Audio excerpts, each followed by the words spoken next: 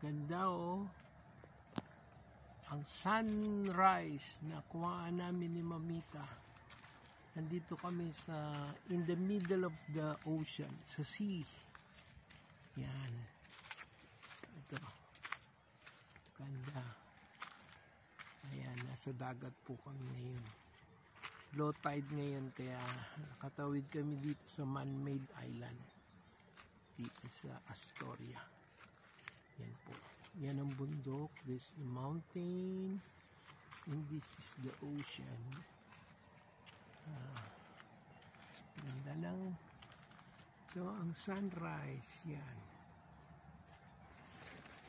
Yan si Mamita taking pictures. And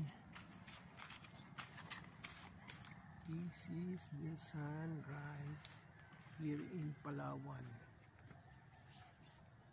Malapit daw po dito ang West Philippine Sea. Yan. Yan, ganda.